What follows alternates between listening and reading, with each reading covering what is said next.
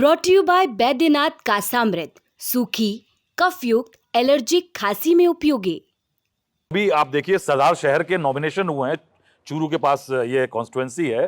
वो भंवरलाल शर्मा थे कांग्रेस के, वो सचिन पायलट के रिबेलियन में उनके साथ शामिल थे।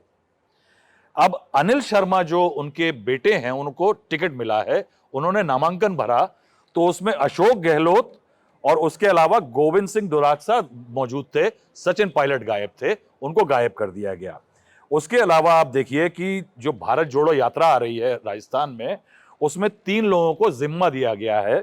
एक है धर्मेंद्र राठौर, एक है धारीवाल साहब हैं, एक है रामलाल जाट। तीनों को अनुशासन पे नोटिस मिला है। ये तीनों वो हैं जिनको अनुशासन का नोटिस मिला है कि 25 सितंबर को इन लोगों ने कांग्रेस हाईकमांड द्वारा भेजे गए लोगों को के खिलाफ जाकर के एक मीटिंग अपनी अलैदा की थी। अब इंटरेस्टिंग एक जो गॉसिप लगी है अभी कि गहलोत साहब एक चीज जो सोच रहे हैं, नेताओं से डिस्कस कर रहे हैं आजकल, कि बीजेपी ने गुजरात में एक्सपेरिमेंट किया कि सारे मंत्री बदल डाले, विधायक जो फेवर में नहीं थे काट डाले, तो क्या ये राजस्थान में किया जा सकता है? क्या है, उनको लग रहा है कि जो अथॉरिटी है आपके पार्टी के अध्यक्ष की, वो खड़गे साहब की उतनी ज्यादा नहीं है जितनी हाईकमांड थी, जिसको वो धता बता चुके हैं ऑलरेडी। तो क्या वो अगले चुनाव से पहले क्या ऐसा कर दें कि सारे जो लोग हैं उनके टिकट ही काट डालें सिटिंग के और अपने नए बिठा दें? तो क्या होगा, कवायद में जो आएंगे चुन करके वो उनके आदमी होंगे।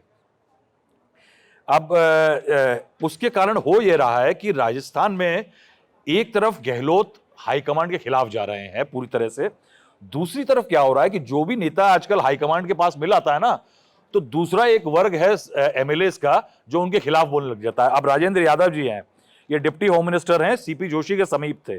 अभी उन्होंने धमकी दी है कि कोटपुतली को डिस्ट्रिक्ट बनाया जाए वरना मैं इस्तीफा दे दूंगा। ये अभी 2-3 दिन पहले हुआ है। इसके पहले अगर आप चलें तो तमाम एमएलएस की इधर उधर जो बातचीत चल रही है, आप देखिए हरीश चौधरी साहब जी ने बयान दे दिया है, राहुल गांधी के आदमी माने जाते थे, कोटा पे लेकर के नाराज चल रहे हैं। एक खबर और राजस्थान से जो इंटरेस्टिंग आ रही है कि बीजेपी में एक वसुंधरा जी का जो कैंप है वो कांग्रेस को बड़े ध्यान से देख रहा है कि एक तरफ तो सचिन पायलट आस पे जी रहे हैं, उम्मीद पे जी रहे हैं कि हाईकमांड ने कहा था कि तेरे वादे पर जिए हम, तो ये जान झूठ जाना कि खुशी से मर ना जाते अगर एतबार होता, तो वो वादे पे जी रहे हैं।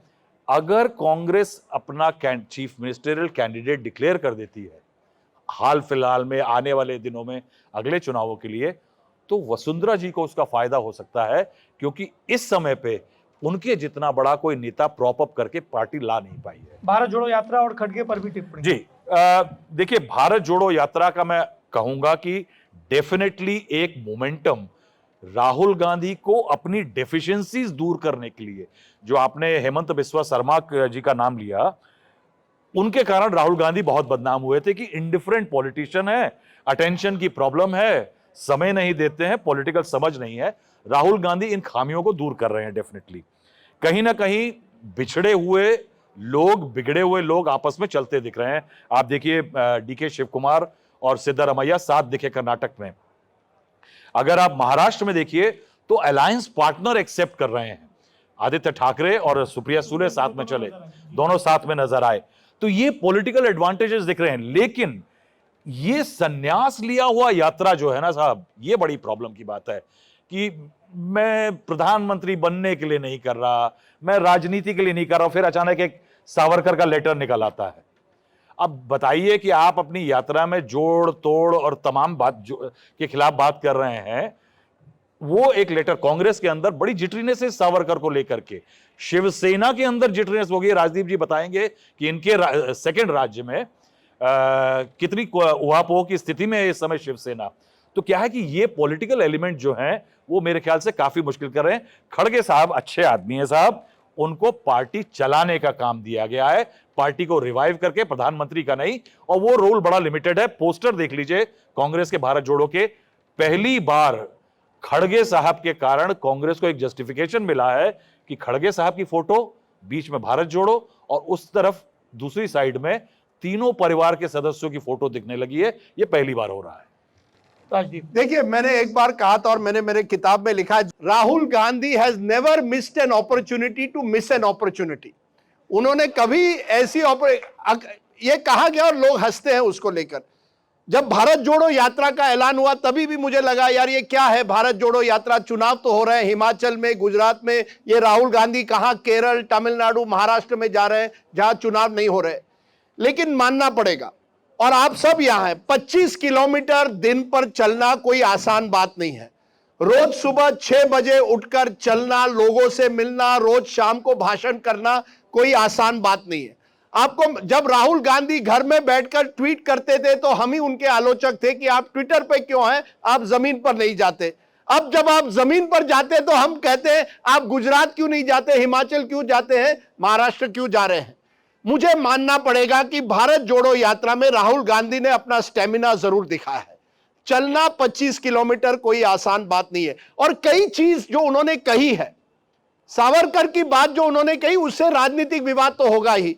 महाराष्ट्र में यह कहना मुझे लगता है कहीं ना कहीं राहुल गांधी की यही कमजोरी है कि राजनीतिक चीजें जो हैं सोच समझकर कहना चाहिए। क्योंकि आपके जो आघाड़ी के जो पार्टनर है शिवसेना, वो तो कहते हैं सावरकर को भारत रत्न दीजिए। लेकिन जहां तक जो मुद्दे वो उठा रहे हैं, नौकरियों का मुद्दा, कोविड मैनेजमेंट के बाद किस तरह से आपके हेल्थ सिस्टम पर सवाल उठे, जो एक तरह से इकोनॉमी के बाद जो इनफॉर्मल सेक्टर को डिमोनेटाइजेशन के बाद और कोविड के बाद जो धक्का लगा, ये जो मुद्दे हैं कम से कम कोई नेता कंसिस्टेंटली उठा रहा है। देखिए, आप राहुल गांधी को लाख कोस सकते हैं, लेकिन आपको मानना पड़ेगा उनका एक एजेंडा है कि मैं मोदी जी को टक्कर दूंगा। बाकी नेताओं ने कहीं ना कहीं किसी ना किसी समय कुछ ना कुछ समझौता करने की कोशिश की है। इसी वजह से मुझे लगता है जो ऑपोजिशन स्पेस है, और वो ऑपोजिशन स्पेस है इस देश में अभी भी, उसमें राहुल गांधी एक तरह से अपनी एक पहचान बना रहे। लेकिन मैं राहुल श्रीवास्तव से, अपने राहुल से बिल्कुल सहमत हूं। आप यात्रा पर जाकर ये नहीं कह सकते मैं तपस्वी हूं, ये तपस्या है मेरे दोस्त। अगर तपस्या करनी है तो आश्रम में तपस्या करनी चाहिए। अगर आप नेता हैं तो आपको नेतागिरी करनी पड़ेगी। और यही मुझे कुछ गुजरात के कांग्रेस के नेता कह रहे थे, सर हम करें क्या, हमारे नेता है नहीं यहां। एक तो अशोक गहलोत पूरी तरह से सक्रिय नहीं इस बार जिस तरह से वो 2017 में थे, और दूसरी तरह राहुल गांधी भी नहीं है जमीन पर, तो फिर हम चुनाव कैसे लड़े। तो एक तरह से अगर आप नेता हैं तो आपको लीड फ्रॉम द फ्रंट करना पड़ता है। तो भारत जोड़ो यात्रा मुझे लगता है सौरभ कुछ ना कुछ, और कांग्रेस को जोड़ा है उसने, सीतारमैया, शिव कुमार, महाराष्ट्र में जो कई नेता एक दूसरे के खिलाफ बन गए थे वो सब यात्रा से जुड़ रहे हैं। लेकिन जब तक कांग्रेस अपने संगठन को मजबूत नहीं करेगा तो कुछ नहीं होगा। आपने राजस्थान का जिक्र किया, आज क्या खबर आ रही है कि अशोक गहलोत के जो नजदीकी है वो कह रहे हैं ये यात्रा जो है उन इलाकों से जा रही है जहां सचिन पायलट का ज्यादा वर्चस्व है। हम चाहते हैं कि ये यात्रा अशोक गहलोत के डिस्ट्रिक्ट में जाए। अब ये कैसे चलेगा। मोदी जी के आने से एक चीज हुई बीजेपी में भी अंदरूनी लड़ाई थी और कुछ हद तक है, लेकिन मोदी जी के आने से एक नेतृत्व मिला जिसकी वजह से बीजेपी जुड़ गया। कांग्रेस में प्रॉब्लम है, there is no captain of the ship.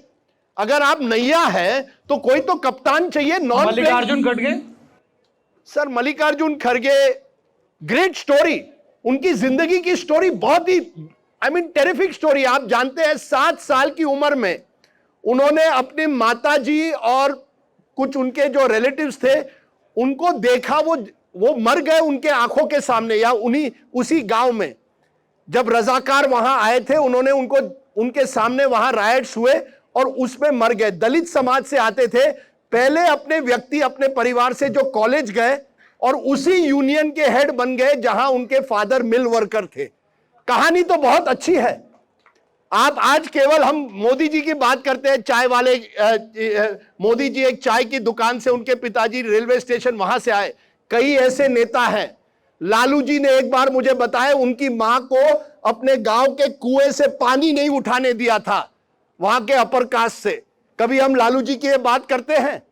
हमारे कई ऐसे नेता हैं जिसमें खड़गे जी एक है, लेकिन खड़गे ji is chief administrative officer. Power उनके हाथ में नहीं है। और पावर ऐसे व्यक्ति, कांग्रेस जैसे पार्टी में और बीजेपी में भी आपको एक प्लेइंग कैप्टन चाहिए जो हर चीज पर तैयार होगा लड़ने के लिए और लोगों को जोड़ेगा। क्या राहुल गांधी उसके लिए तैयार है? मैंने इसी प्रोग्राम में कहा, पॉलिटिक्स इज 24/7।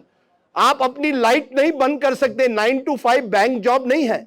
आपको रात को 11 बजे अगर कोई व्यक्ति आपके घर पे आए, मैं पिछले हफ्ते कर्नाटक में था, डीके शिव कुमार के घर में 10:30 बजे पहुंचा। उनके घर के बाहर सैकड़ों लोगों की भीड़ थी। क्यों? क्योंकि लोग टिकट चाहते हैं। 5 महीने में कर्नाटक में चुनाव है। वो ये नहीं कह सकते कि मैं 11 बजे मैं सोने जा रहा हूं। असली पॉलिटिशियन आपको रात को 2 बजे में भी मिलेगा, 7 बजे भी मिलेगा। किसी के घर में अगर शादी है तो वहां जाएगा, किसी के घर में बर्थडे है तो वहां जाएगा। आपको बहुत मेहनत करनी पड़ती है नेता बनने के लिए। सौरभ, आपने देखा होगा कि अगर राजदीप जो बात कह रहे हैं कि बॉम्बे में जब कांग्रेस के तोड़ के बीजेपी विधायकों को ले गई थी कर्नाटक के, तो डीके शिव कुमार साहब की एक पिक्चर छपी थी। वो अकेले कांग्रेस के नेता थे जो कि बॉम्बे पहुंच गए थे, और उनकी एक पिक्चर छपी थी। वहां के एक इंस्पेक्टर के कंधे पे हाथ रख के खड़े हुए थे और उनसे बतिया रहे थे। क्या है कि कांग्रेस में ये जो जज्बा है जमीन पे लड़ने का, वो क्या है कि बहुत सालों पॉलिटिक्स में पावर में रहने के बाद क्या है कि मीठा मीठा गपगप हो गया है, कड़वा कड़वा थू थू।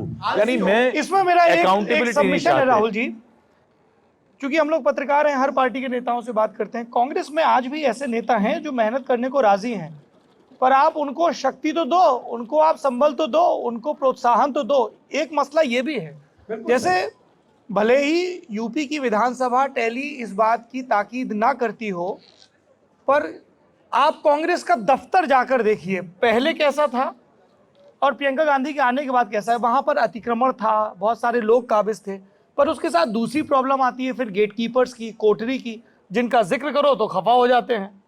पर कांग्रेस के कार्यकर्ताओं में भी देखिए, जैसे भाजपा का कार्यकर्ता भी, मैं CR पाटिल से बात कर रहा था कुछ दिन पहले, सूरत के नवसारी के सांसद हैं और गुजरात में भाजपा के प्रदेश अध्यक्ष हैं। पाटिल साहब बोले, मैं अपने कार्यकर्ता को एक ही चीज बोलता हूं सुबह सवेरे जब उठता है कि तू जीतने के लिए पैदा हुआ है, और मेरा कोई भी कार्यकर्ता मुझे किसी भी वक्त फोन कर सकता है। फोन मैं खुद उठाता हूं, अगर नहीं उठा पाता हूं तो कॉल बैक करता हूं। 24/7 वर्क, एज यू सेड, कहीं कोई कमी नहीं हो। ऊपर से जब आप देखिए आइडेंटिफाई करेंगे ना, वही अफ्रीका है राजदीप जी, फुटबॉल आने वाला है, उसी अफ्रीका के खिलाड़ी दुनिया की तमाम टॉप टीम्स, नेशनल टीम्स और तमाम टॉप क्लब्स में जाकर खेल रहे हैं। वो अफ्रीका से क्यों नहीं खेल पा रहे हैं? क्योंकि वहां पॉलिटिकल ऐसी तैसी हो रखी है। इस देश में हर विचार के लिए पर्याप्त गुंजाइश है, बशर्ते अपने हिस्से की मेहनत की जाए।